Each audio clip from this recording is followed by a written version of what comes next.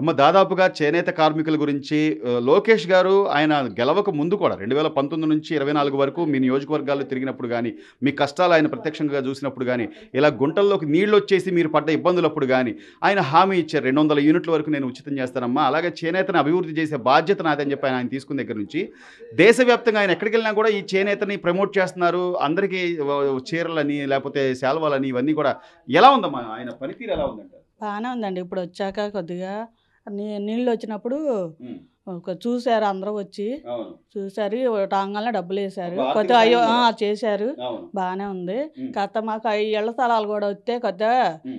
అదే దానికోసం ఎదురు చూస్తున్నాం ఈ ప్రభుత్వం వచ్చిన కాడి నుంచి. హ్మ్. అప్పుడు వచ్చారు ఇదిగో అని తిప్పారు బాగా. హ్మ్. రాలేదు. హ్మ్. కొద్దిగా ఈయనన్న వస్తే బాగుంటుందని ఇక అది దానికోసం ఎదురు ఇప్పుడు చూస్తున్నాం. ఆర్కే గారిని 2 సార్లు గెలిపించుకున్నారమ్మా. గతంలో ఆర్కే గారిని 2 సార్లు గెలిపించిన అసలు చేనేతకు సంబంధించి ఆయన ఏమైనా అసలు చేసింది? ఏం మాట్లాడాలి, అసలు రాళ్ళని కూడా రాలేదు ఆయన హ్మ్. అసలు. వైసీపీ ప్రభుత్వంలో అసలు ఏమైనా జరిగిందమ్మా? పోనీ చే- కనీసం ఒక కరెంటు ఏం బిల్లులు లేదండి, కానీ, అసలు అవి కూడా తగ్గల. అవి పెరిగినాయి కానీ తగ్గల.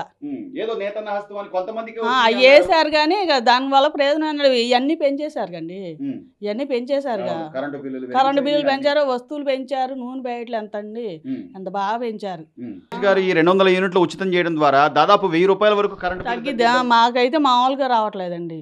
అట్లాగే ఒక గూడు ముందర ఒక ఇల్లు గూడు ఇల్లు కల్పించడం లేని లేని వాళ్ళకి లోకేష్ గారు చెప్తే చేస్తాడంటారమ్మా ఆయన ఒక చేస్తారని మాట ఇస్తే నమ్మకం, హామీ. చేస్తారని నమ్మకం. ఆయన అందుకనే గెలిపించుకున్నాం. ఆయన ఓడిపోయినప్పుడు కూడా జనాల్లోనే ఉన్నారు కదా. ఉన్నారు ఆ? అదే అప్పుడు కొన్ని పథకాలు కూడా అమలు చేశారని చెప్పి అన్నారు.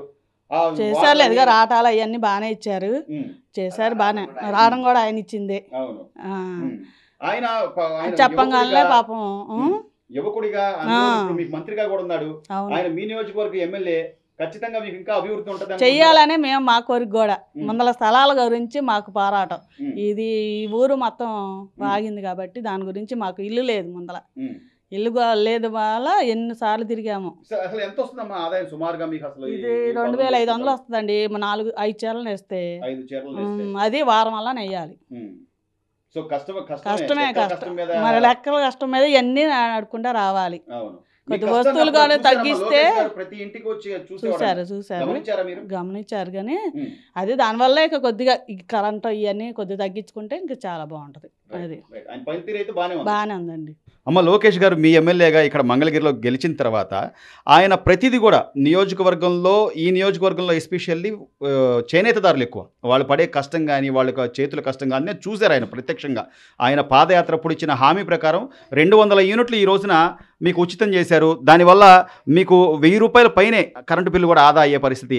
లోకేష్ గారి పనితీరు ఎలా ఉందంటారు? ఏంటి? బాగానే ఉందండి లోకేష్ గారి పనితీరు. మాకు 25,000 వరద వచ్చినప్పుడు నీళ్ళు వచ్చేసి 25,000 మాకు అకౌంట్లో పడినాయి డబ్బులు.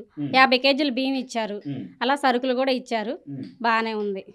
సో అంటే చేనేతని ప్రమోట్ చేస్తున్న విధానం కూడా ఆయన ఎక్కడికి వెళ్ళినా కూడా ఆయనే చేనేతకు సంబంధించి బ్రాండ్ అంబాసిడర్గా అయ్యి ప్రతి వాళ్ళకి చీరలు ఇవ్వడం అని కానీ ఇట్లా మా చేనేతదారులు మా వాళ్ళు కష్టపడి చేశారండి అని చెప్పి సేవలు కప్పడం కానీ అంటే అలాంటి వ్యక్తి ఉంటే ఇంకా ముందు ముందు మీ భవిష్యత్తు బాగుంటుంది. బాగానే ఉంటుందండి. బాగానే ఉంటుంది. మీ చేనేత కార్మికులు అంతా రెక్కల కష్టమే. మీరు ఖచ్చితంగా ఆ రోజు గుంటల్లో నీళ్లు వచ్చినప్పుడు బాధలు పడ్డారు. ఆ రోజు లోకేష్ గారు చూశారు, కొంత ఆర్థిక సహాయాలు చేశారు. అప్పుడు ఆయన గెలవలేదు కూడా. కనీసం ఇప్పుడు గెలిచి ఎమ్మెల్యేగా వచ్చిన తర్వాత మొదటిసారి ఆయన ఇచ్చిన హామీ ఏదైతే ఉందో 9 నెలలు తిరగకుండానే మీకు 200 యూనిట్లు, అలాగే పవర్ హ్యాండ్లూమ్స్ వాళ్ళకైతే 500 యూనిట్ల వరకు కూడా ఉచితం చేశారు. దీని మీద మీ అభిప్రాయం ఏంటమ్మా? మా చేనేత వాళ్ళకి బాగానే సాయం చేస్తున్నాడు లోకేష్ గారు. చాలా మాకు వానలు మొన్న నెలలో వానలు వచ్చినప్పుడు కూడా మొగ్గాలకి 25,000 వేసాడు. బాబు నీళ్ళు వచ్చినాయి అని ఆయన బాగానే చేస్తున్నాడు లోకేష్ గారు. ఇంకా చేస్తామని కూడా హామీ ఇస్తున్నాడు. ఇట్టాగే అయ్యోటి మాకు చేస్తామని బాగా గట్టిగా చెప్పాడు. మీ చేనేత వస్త్రాలకు కూడా ప్రపంచవ్యాప్తంగా ఆయన గుర్తింపు తీసుకొచ్చేలాగా ఎక్కడికి వెళ్ళినా కూడా శాలువాలని లేకపోతే చీరలు ఇవ్వడం అని కానీ ఆయన పెద్ద పెద్ద వాళ్ళని కేంద్ర మంత్రులను కలిసినా కూడా మీ చేనేత గురించి చెప్తున్నాడు. ఇక ముందు ముందు బాగుంటుంది అంటారా? మంచి రోజులు వస్తాయి అంటారా? వస్తాయి. ఇక్కడ లోకేష్ గారు కూడా మాకు చేనేత వాళ్ళు సొసైటీ లాగా షెడ్ వేసాడు. అందులో కూడా మాకు ఇక్కడ దాని మీద పనులు చేసుకునేలాగా పెట్టాడు. వీటి మీద కూడా 200 రూపాయలు ఎక్కువ ఇస్తున్నారు.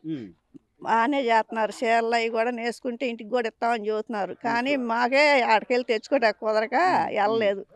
అలాంటి వ్యక్తి మీకు ఇప్పుడు ఎమ్మెల్యే మంత్రి కూడా అయ్యాడు.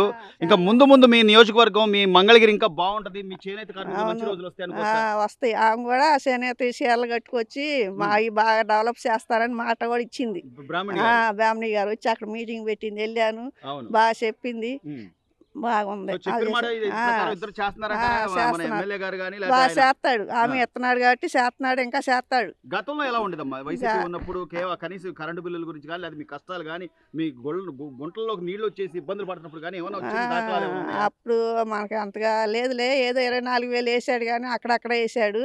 అందరికి ఇచ్చింది కూడా లేదా? అందరికి ఇచ్చిన కూడా లేదు. మాకు ఇదే మాకుంటే ఎడబడి ఎందుకు ఎడతాం, ఏడుంటున్నామని స్థలం ఉందని చెప్పి మాకు ఎయ్యి కూడా పడనివ్వాల. ఇచ్చే వాళ్ళకి ఇచ్చారులే. ఇప్పుడైతే కొద్దిగా పర్వాలేదు, లోకేష్ గారు పట్టించుకుంటున్నాడు అనుకోవచ్చా? చేస్తున్నాడు బాగానే.